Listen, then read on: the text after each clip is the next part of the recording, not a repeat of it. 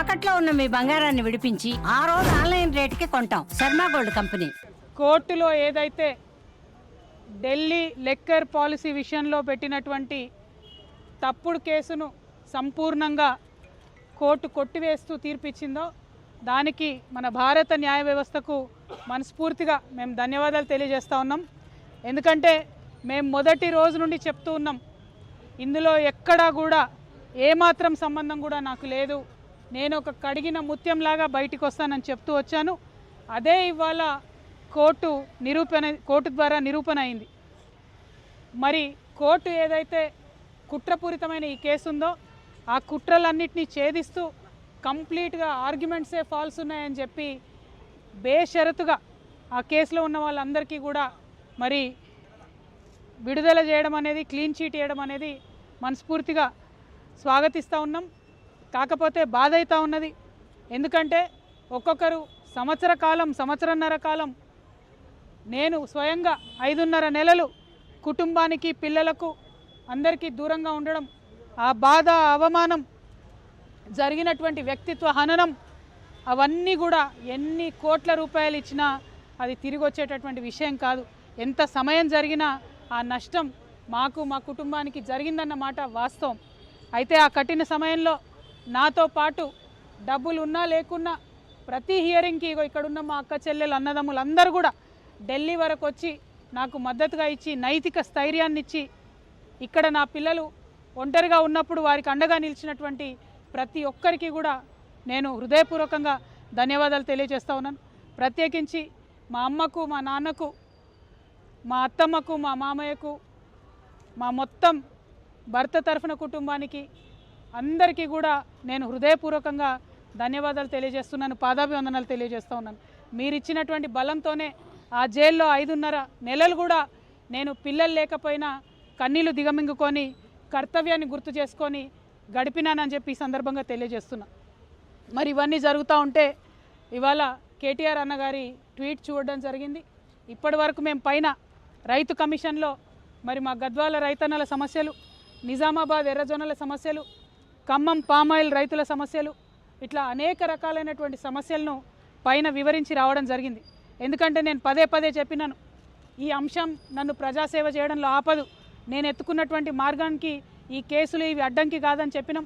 ఇవాళ కేసు తీర్పు వచ్చినప్పటికి కూడా మా కార్యకర్తలతో సంబరాలు చేసుకొని మళ్ళీ మా పని మీద మేము రావడం జరిగింది. రైతన్నల విషయాలు అనేకం రైతు కమిషన్కి వివరించడం జరిగింది. మరి వివరించి బయటకు వస్తున్నటువంటి సందర్భంలో కేటీఆర్ అన్నగారి ట్వీట్ని నేను చూడడం జరిగింది. అందులో వారు మరి ఒక పక్క కంగ్రాచులేషన్స్ చెప్తూనే ఇంకొక పక్క మా ప్రభుత్వం పడిపోవడానికి ఈ కేసే కారణం అన్నట్టుగా అర్థం వచ్చేలాగా వారు ట్వీట్ చేయడం జరిగింది.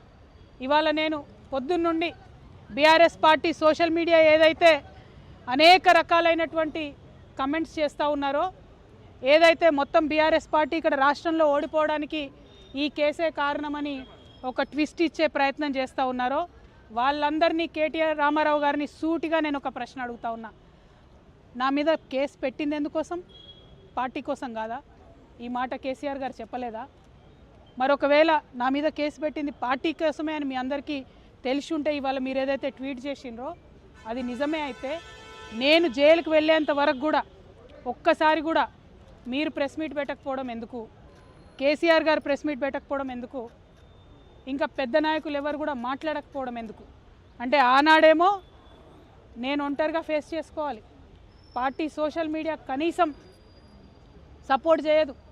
ఆనాడు బీజేపీ సోషల్ మీడియా అంతా నేను అత్యంత పవిత్రంగా 9 రోజులు అన్నం మెతుకు తినకుండా బతుకమ్మ చేసే వ్యక్తిని నేను. అత్యంత పవిత్రంగా నేను బతుకమ్మ ఎత్తుకొని ఈ జాతి సంస్కృతిని చాటి చెప్పినటువంటి బిడ్డను నేను. ఆ బతుకమ్మ ప్లేస్లో లిక్కర్ బాటిల్ పెడితే బీఆర్ఎస్ పార్టీ సోషల్ మీడియా ఆనాడు ఏమైంది? మీరు ఆనాడే ఎదుర్కొని ఉంటే ఈ గతి పట్టేదా బీఆర్ఎస్ పార్టీకి? బీఆర్ఎస్ పార్టీ అసెంబ్లీ ఎన్నికల్లో ఓడిపోవడానికి నేను కారణమా? ఒక్కసారి ప్రజలు కూడా రివైండ్ బటన్ దయచేసి నా కోసం ప్రెస్ చేసి ఆలోచన చేయాలి. ఆనాడు ఉన్న అంశాలు ఏంటిది? ఇండ్లు ఇవ్వలేదన్న అంశం, ఉద్యోగాలు ఇవ్వలేదన్న అంశం, దోపిడీదారులకు టికెట్లు మార్చమని ఎంతమంది మొత్తుకున్నా మార్చకుండా వాళ్ళనే మళ్ళీ ప్రజల మీద రుద్దాలనేటటువంటి చేసిన ప్రయత్నం, ఈ అంశాలు కాదా ఆనాడు చర్చలో ఉన్నాయి? అన్నిటికన్నా ఎక్కువ అహంకారం అనేటటువంటి అంశం కాదా ఇవాళ వచ్చినటువంటి తీర్పుని అనుగుణంగా మలుచుకొని బీఆర్ఎస్ పార్టీ ఓటమిని నా మెడలో వేయాలని చూస్తున్నారు. ఇది కరెక్ట్ కాదు. కేటీఆర్ గారు, మీరు ప్రజలకు జవాబుదారీగా ఉండాలి. You are living in a denial my dear brother. accept the fact, understand what has happened during that election, take steps accordingly, fight it out in people. Do not blame me for this. Whereas the party supported me, 3 years of the cases, did party social media support me? ఇవాళ పొద్దున్న నుండి సన్నాయి నొప్పులు నొక్కుతున్నారు. పెంపకానికి వచ్చిన court తీర్పా ఏందో అడ్డమైన రాతలు నేను ఆ సోషల్ మీడియా చూడను. దీనివల్లే బీఆర్ఎస్ ఓడిపోయింది అంటున్నారు. మరి ఎందుకు మాట్లాడలే? నేను పార్టీ కోసం కాదా జైలుకి పోయింది? మీకు తెలియదా ఏం జరిగిందో వెనకాల? నా మెడలో పార్టీ ఓటమిని వేయాలని చూస్తే ప్రజలు కూడా హర్షించరు. ఇవాళ నేను కోరేది ఒక్కటే, నిజాలు చెప్పండి దయచేసి. నేను ఆనాడు నిజమే చెప్పి నాకు సంబంధం లేదని ఇవాళ న్యాయస్థానం కూడా నా నిజాన్ని సమర్పించింది. రేపు 2 నెలల్లో నేను కొత్త పార్టీ పెట్టబోతా ఉన్నా. ఆ దేవుడు ఆశీర్వాదంగానే ఇవాళ తీర్పు వచ్చిందని చెప్పి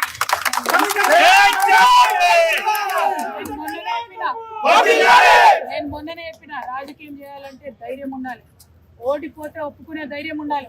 నిజామాబాద్ లో నేను ఓడిపోయినాడు ఒకటే మాట చెప్పిన, ప్రజలు ఇచ్చిన ఏ తీర్పునైనా శిరసావిస్తా అని చెప్పిన తప్పితే కారణాలు వెతకలేదు. ఇవాళ వచ్చిన తీర్పుని దీనివల్లనే ఓడిపోయిందని చెప్తున్నారు. అన్న రాసిన ట్వీట్లో, రామన్న గారు కేటీఆర్ గారు రాసిన ట్వీట్లో కేజ్రీవాల్ గారి ప్రభుత్వం ఓడిపోయింది. ఓడిపోయిండో చక్కటి సంగతి నాకు తెలియదు. కేజ్రీవాల్ గారు అరెస్ట్ అయినాక ఎన్నికలు వచ్చినాయి. ఇక్కడ నన్ను అరెస్ట్ కాకముందే ఎన్నికలు వచ్చినాయి.